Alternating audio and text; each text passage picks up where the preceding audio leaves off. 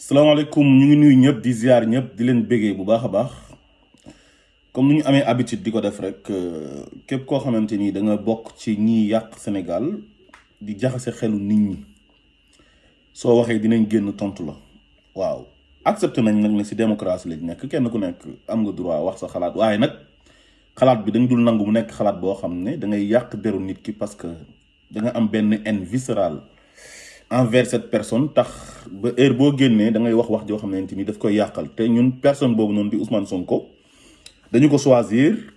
ñun ak suñ ay yeneeni moroom am ci moom yaakaar jàpp ne jafe-jafe yi Sénégal nekkee moom mën na ci am saafara donte mënta saafara lépp nag waaye war nañoo mën a wan yoon bi ba nga xamante ni ñeneen ñuy ñëwaat di ko suivre moom day yomb pour ñu continuer liggéey bi ñu am Sénégal gi nga xamante ni mooy Sénégal gi ñu bëgg. donc dafa am ay naafeq yoo xamante ni dañ fa bëri nekk ay yàqkat waaye nag tey ñaar ñi laay tontu bëri nañ nag ñu bëri lañ waaye ñaar ñi laay tontu muy Moustapha Diakhaté ak Madiambal Diagne parce que il faut ngay wax ak ñoom parce que ay yàqkat lañ comme lu yàlla waxoon rek ci suratul kahf xaalu ya zal qarnayni inna yajuuja wa majuuja mufsiduuna fil ardi fa hal najcal laka xarjan ala an tajcal baynana wa baynahum sadda. ñaari mbindeef la yoo xamante ni dafa am benn miir bu dox seen diggante ak àdduna chaque jour ñi ngi xëy di gas pour pénétrer miir boobu noonu dugg ci biir àdduna bi yàq àdduna bi. léegi nag man miir boobu noonu laay teg ci diggante Madiambal Diagne moom ak ki mu àndal di Moustapha Diakhaté ak ñeneen naafeq yi nga xam ne ay yàqkat lañ nekk biir Sénégal damay teg benn barrage seen diggante ak Sénégalais yi nga xam ne duñ mën a influencer Sénégalais yi benn miir mooy comme bi ma wax léegi nii ci yajuuja wa majuuja mufsiduna fil ardi fa hal naj'al laka xarjan ala an taj'al baynana wa baynahum sadda. ci ki may njëkkee mooy ki nga xam ne moom mooy Moustapha Diakhaté nee na moom àndul ak Macky Sall waaye àndul tamit ak kenn daal ci opposition bi du Ousmane Sonko du kenn di ki nga xam ne sax moom moo gën a fës ci opposition bi Ousmane Sonko. kon moom mën nañu wax ne kon moom seytaane la maanaam farul fenn quoi féetewul ci pouvoir bi ba pare féetewul tamit ci opposition bi. li ñuy wax naan muzabzabina bayna zalik laa ilaha ulai wala ilaha ulai mooy koo xamante ni daal benn seytaane la naa fekk boo xam ne farul fenn kenn xamul fu mu farul fii farul fële. te moom mi nga xam ne mooy Moustapha Diakhaté bi mu nekkee assemblée nationale nekk fa président groupe parlementaire kenn daaw ko dégg muy wax parce que boobu mu ngi yore postam bu neex am ay avantage am lépp lu Macky Sall bëggoon ci assemblée nationale ba ci ay nit ñu doon lever seen immunité parlementaire moom moo ko daan jiite moo président assemblée nationale bi di Moustapha Niasse. ñu dem ba mu yàgg ñu jëlee ko fa remplacer ko ak ay miiru ñing moom mu dem présidence nekk directeur cabinet du président de la république mu def benn sortie wax ci 3e mandat bi ci émission Ahmed Aïdara bu ñuy tuddee seen jotaay bi mu ci waxee ne Macky Sall mënu ko am Macky Sall dàq ko mu nekk nag loo xam ne sax ñun wax dëgg yàlla rafetluñ ko parce que dañoo nekk ci dëkk boo xamante ni liberté d'expression dafa am maanaam nit ku nekk da ngay wax li nga xalaat. léegi nag bi ko Macky Sall dàqee nag mu takk rajo yi di venger wu nag xeebul benn rajo xeebul benn télé site internet yi foo ko invité mu dem nekk fa di ratatati di wax ba far sax wax lu ëpp parce que saaga woon na fi yonent bi saaga fi ay waajuram bi Sénégal sosoo ba léegi nekk Sénégal ba léegi c'était la première fois ñu dégg koo xam ne daf na jullit la ba pare saaga les parents du prophète moom moo ko njëkk a def ba pare nag toog di jéggalu te saaga bu ñaaw la ko saaga te Adji Sarr mii moo tax mu doon saaga waajuru yonent bi te liñ ko doon laaj ak saaga yi mu saaga yonent bi loolu maanaam comme yàlla ak yàlla c'est diamétralement opposé maanaam question bu ñu ko posé woon jotewul woon dara ak muy offensé parent wu yonent bi waaye xam nga su fekkee da ngaa bëri wax da ngay wax di wax ba mu yàgg nga làmb sa taat mais est-ce que bii sax sama bés la moom loolu moo ko dal ba pare ak iñaan soxor dafa nekk nit koo xamante ni xol bi baaxul dafa soxor ni Ousmane Sonko mel neexu ko parce que yàgg na ci politique na ba dee depuis temps yi Cheikh Anta Diop RMD la commencé di politique te mosu cee tekk dara amul benn base amul benn représentativité léegi nag Ousmane Sonko comme moom mu ngi ñëw 2014 yàggul dara ci géopolitique bi am ci succès boo xam ne kenn mosu ko am léegi dafa am ñoo xamante ni duñ nangu ndogalu yàlla boobu loolu du leen neex te Moustapha Diakhaté nag ci ñooñu la bokk bëri na ci nag ay morom waaye tey moom laay tontu mook Madiambal Diagne naa fekk yooyu noonu nga xamante dañoo bëgg a jaxase xelu Sénégalais yi bëgg a jaxase Ousmane Sonko ak yenn Sénégalais yi waaye nag loolu mënta nekk parce que Sénégalais yi 80% ci jamono jii nii ñoo ubbi seen xol yi dugal ci Ousmane Sonko te loolu kenn mënu ci tus ndogalu yàlla la yàlla moo dogal loolu te nag su fekkee da ngaa nekk ni koo xam da ngaa gëm yàlla bu yàlla dogalee da nga kaa war a nangu waaye su yàlla dogalee nag nga ne loolu du ma ko nangu sa xol bi day gën di tàng di gën di bon ba nga xëy feebar dee te doo ci mën tus voilà li gën a yomb nag mooy nga nangu rek ne kii comme yàlla moo ko may lii man yàlla mayuma lii donte yàgg naa ci géopolitique bi bon dama koy nangu noppalu. léegi Moustapha Diakhaté il prend la défense de Adji Sarr mu ngi wër ci plateau télévisé yëpp ak làmmiñam bu rëy bi nee na Adji Sarr victime discrimination sexuelle la loolu c'est grave nee na Adji Sarr elle est victime d'une discrimination sexuelle maanaam moom daal nit ñi faraluñ ko daal dañ ko abandonné Sénégalais yi yu ëpp Ousmane Sonko lañ àndal léegi yow juge nga ba pare quoi juge nga Ousmane Sonko ne moom seq na ak Adji Sarr dara wane nga ne Adji Sarr dañ ko violé ba pare Sénégalais yi jàmb ko xam nga li gën a bon mooy nit koo xamante ni dangaa naa fekk wala nga nekk nit koo xamante ni da nga bañ nit ba nit kooku bu nekkee ci dëgg sax yow iñaan nga pour wax ne kii moo nekk ci dëgg te nag tu ne respectes pas les Sénégalais ah su fekkoon respecté nga Sénégalais yi majorité sénégalaise bi ñàkkeewuñ fayda noonu bay ñëw di faral Ousmane Sonko ci ay caaxaan ñàkkeewuñ noonu fayda Sénégalais yi ay borom xel lañ dañuy xalaat te mbir mi ni mu demee du début à la fin Sénégalais yi ñoom ñoo ko àtteel seen bopp maanaam justice populaire PV yi senn na ñëpp am nañ ko liir ko gis nañ incohérence yi ci am ci Adji Sarr mi ngay défendre nga xam ne c'est une menteuse fenkat la nekk taxawaalu kat ñàkk kilifa mbokkam mi ñoo ko seddeel loolu mbokkam mi ñoo ko njëkk a seddeel loolu wa shahida shahidun min ahliha nga dégg ko yow Moustapha Diakhaté ba pare PV yi liir nga ko gis nga li nga xamante ni moom la Ndeye Khady Ndiaye wax di borom salon bi gis nga li Ibrahima Coulibaly di jëkkëram wax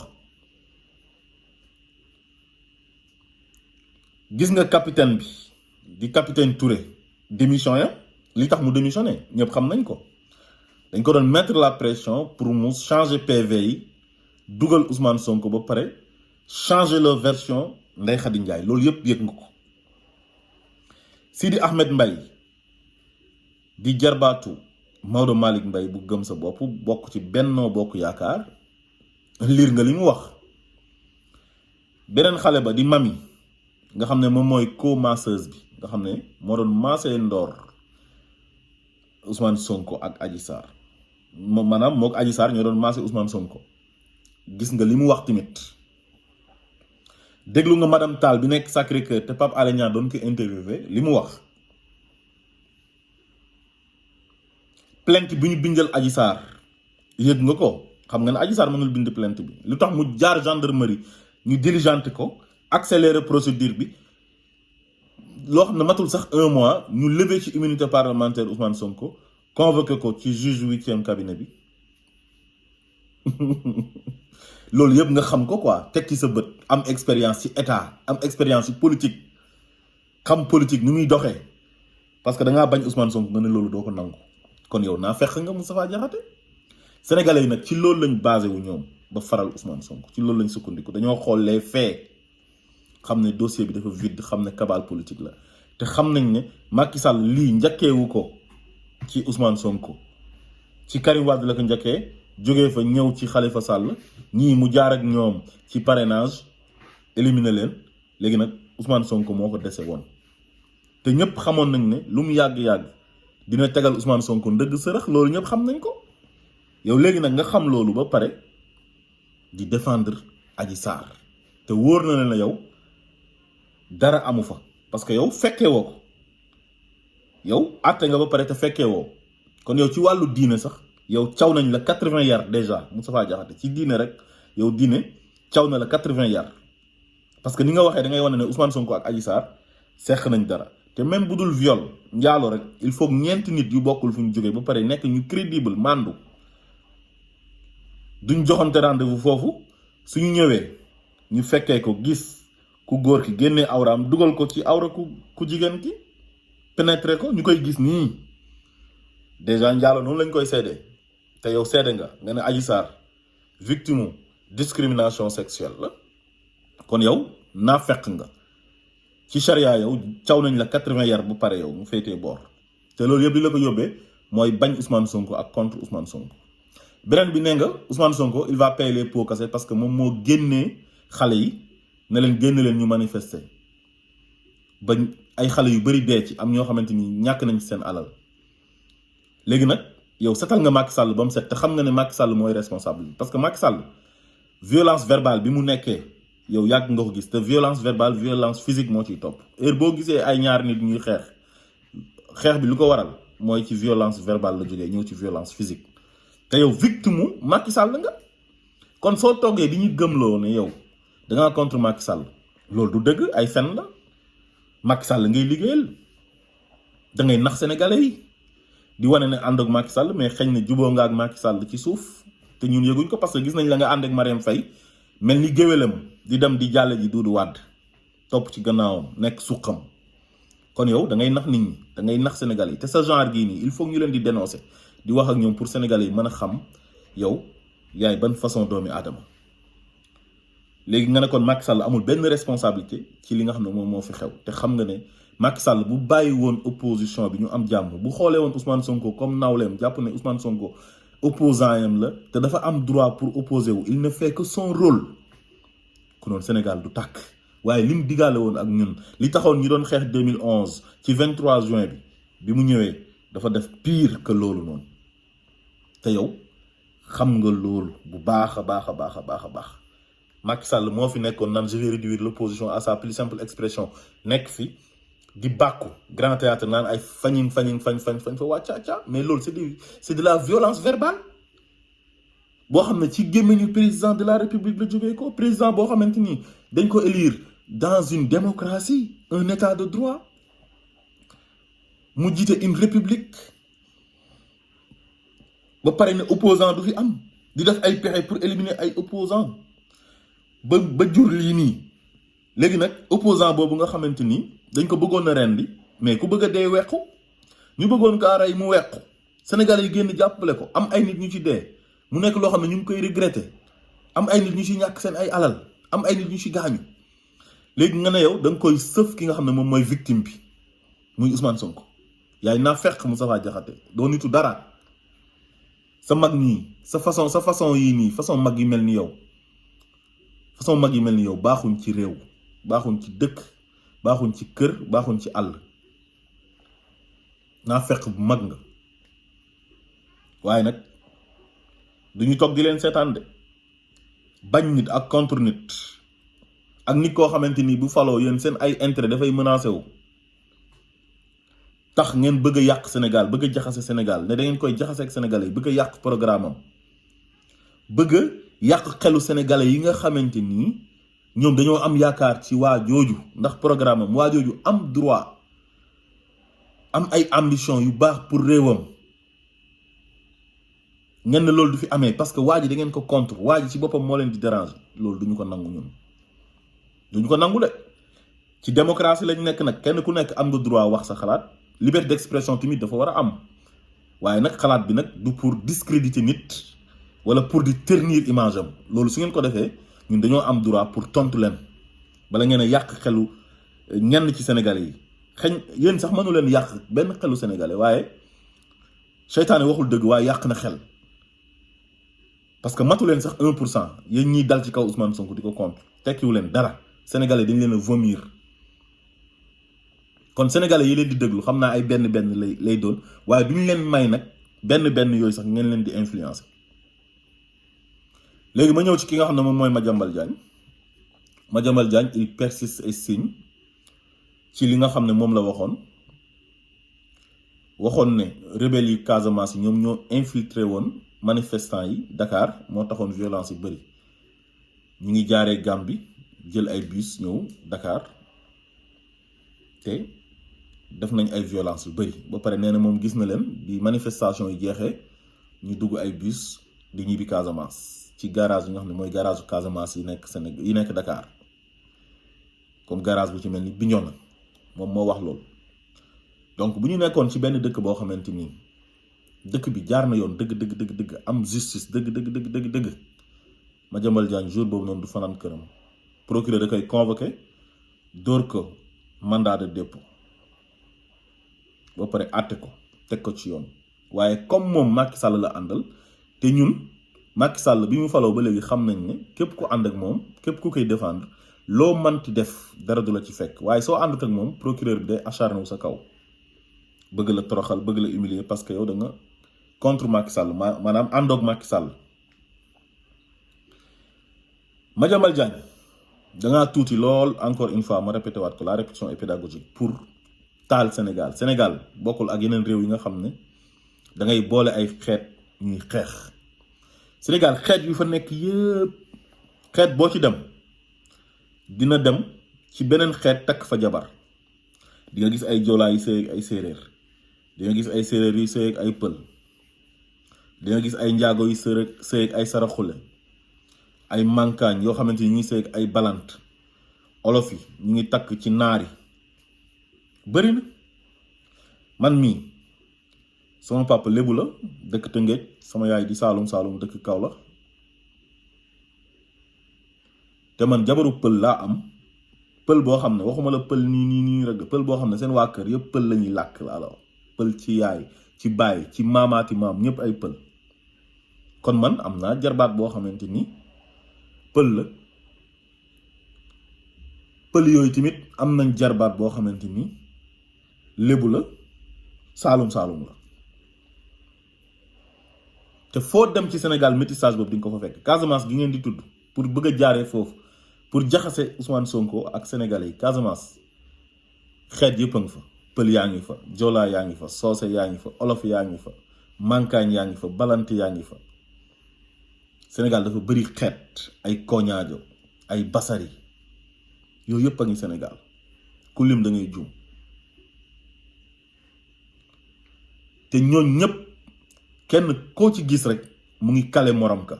am na ku muy kale ci sant yi koo ci gis am na beneen sant bu muy kale Fay ak Diouf ña ngay kalante Caam mu ngi kale Sow Jóob di kale Njaay nga gis ñu sant Ñeng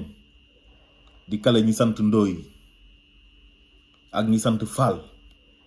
boo limee da ngay juum ñëpp ay kalante ñu sant Géy di kale ñu sant Sekk mu nekk cohabitation ak cousinage boo xamante ni dafa neex tax Sénégal ñëpp nekk benn bopp la kenn mënu kaa xar ñaar su fekkee nag da ngeen contre Ousmane Sonko ba bëgg ko jaarale ci affaire xeet pour ne Sénégal dinañ guerre bu ko defee ngeen mën a éterniser wu ci pouvoir bi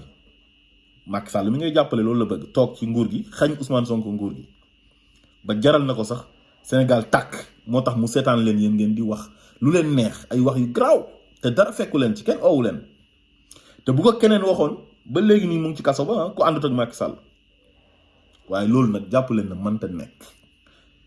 Sénégal mënu leen kaa taal Sénégal comme tàkkul ba léegi nii du mës a tàkk ba pare ñu am ay régulateurs sociaux muy sëriñ si këru diine yi xeet yooyu noonu yëpp ma tudd sànq ñu ngi aju ci ay këru diine ñii ñu ngi ci église bi ñii boo demee ay murid lañ ñi nekk ay tijaan ñi nekk laayeen ñi nekk xaadar kenn ku ci nekk rek am na foo jokk ba bu sa sëriñ waxee wala labbe bi bu génnee wax wala monseigneur ñëpp respecté li mu wax te ñooñ ñëpp ay nitu jàmm lañ gis nañ coow li amoon Sénégal ba Sénégal nar a tàkk ay kilifa diine ñoom ñoo ko fay gis ngeen sëñ Mountakha taxawaay bu rafet bu mu ci am moo moromu xalifaam yëpp xulafaa yu nekk Sénégal kon nag yéen baaxu leen ci Sénégal parce que ay naafeq ngeen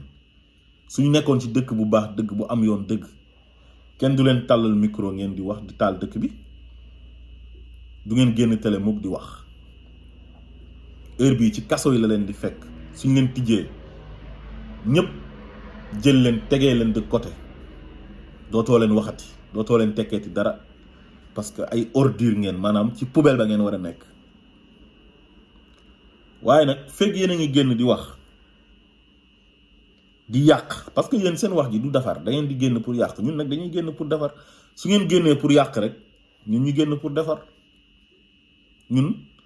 Sénégal dañoo jàpp ne benn bopp la kenn mënu kaa xar ñaar politique choix la rek te booy choisir nit ki comme man nu ma choisir Ousmane Sonko ak ñeneen ñi nekk ci Pastef ak ñeneen ñoo xam ne ay admirateur lañ yu Ousmane Sonko am yaakaar ci moom choisiruñ ko parce que Ousmane Sonko Casamance dëkk choisiruñ ko parce que Ousmane Sonko joolaa la non non boo demee Pastef di nga fa fekk ñëpp xeet yëpp a nga fa te loolu sax man pour man waruñ sax di ko waxtaanee waaye yéen ñuy dugal foofu moo tax nag ñu nekk di leen tontu parce que bu ñu noppee rek du baax man ngeen yàq xelu ñenn ñi seytaane waxul dëgg waaye yàq na xel waaye Sénégal ñun dunduñ loolu xam nga lan la ñuy dund ñun Sénégal la ñuy dund Sénégal lañ bëgg Sénégal lañ gëm Sénégal moo ñu boole kenn ku nekk am nga droit gëm lu la neex sa gëm-gëm la fa man shaa fal yu'min wa man shaa fal yakfur yàlla moo wax loolu kum neex nga gëm kum neex nga weddi te kenn ku nekk li nga gëm yow la concerné kum neex nga nekk chrétien kum neex nga nekk jullit ci biir jullit gi kum neex nga nekk murit kum neex nga nekk tijaan kum neex nga nekk laayeen kum neex nga nekk xaadar kum neex nga ne gëwma tarixa yi ibaadu la kenn ku nekk am nga ci droit Ousmane Sonko nag fu nekk jaar nañ ko fa rebelle la gëmul sëriñ ñi ibaadu la salafiste la lu ne waxal nañ ko te kër diine yooyu ñu koy jéem a jaxaseel ñoo ko gën a bëgg tey fonk ko respecté ko jox ko bopp su ko neexee mu nekk ibaadu bu ko neexee mu nekk murit laayeen xaadir tijaan bu ko neexee mu ne gëwma tarixa yi da cee am droit man gëm naa tarixa man ci tarixa laa bokk te su ma neexoon ma ne gëwma tarixa yi kan moo ci man dara sama man la concerné kum neex tamit nga nekk ibaadu ba mu neex la nga jógee koo ci ibaadu ga dem ci tarixa yi maanaam soufisme bu la neexee nga ne man duma suufi gëwma soufisme ba mu neex la nga déplacé wu dem nekk suufi bu la neexee nga nekk suufi tamit ba mu yàgg ne gëmatuma soufisme dem nekk ibaadu kooku yow la concerné wul keneen jotewul dara ak programme bi nga xamante ni moom nga am pour Sénégal gu baax te Sénégal ñun dañoo am ay priorité maanaam situation bi ñu nekk nii tey nga xamante ni at bi yëpp janvier ba décembre politique rek la ñuy wax ak tëj ak tëj chaque jour ay werante politique loolu mënoon na ñàkk tey jii Macky Sall mi ñu fal bu jublu woon ci priorité yi tey li tax Sénégalais yi fal ko ku noonu duñ nekk ci situation bi nii chaque jour jàpp nañ ko tëj nañ ko garde à vue retour de parquet mandat de dépôt loolu rek ngay dégg ay kaso daal la yore di tëj di tijji di toroxal nit ñi ku sëqat ñu ñëw jàpp la Sénégal ngay gis sous Macky Sall ay nit ñoo xam ne duñ def dara comme ñoom Assane Diouf Clédor Sène Abass Fall Birame Souleye ak Guy Marius Sagna seen jàpp bi ñu leen mujjee jàpp defuñ dara dañ leen a fekk fu ñu taxaw ñu ñëw rek amul mandat d'arrêt amul convocation amul mandat d'amener amul dara dañoo ñëw rek jàpp rek yóbbu te notifié wuñu leen sax lu tax ñu jàpp leen dans un état de droit di jaay nit ñi doole ëpp leen nit ñi doole. da ngeen doon faral di wax naan force restera à la loi waaye force restera au peuple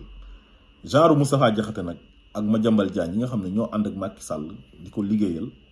pour bëgg a taal Sénégal tàkk ñu mën a toog ci réew mi continuer kenn du leen seetaan kenn du leen bàyyi ngeen continuer di wax lu leen neex di wër rajo ak télé yi di yàq deru nit ñi. Madiambal Diagne gis nañ ko mu continuer di yàq deru Souleymane Teliko moo la gën foofu Souleymane Teliko du sa morom kooku AMS la jiite association des magistrats du Sénégal te gis nañ ko taxawaay bu mu am taxawaay bu rafet pour justice bi moom boppam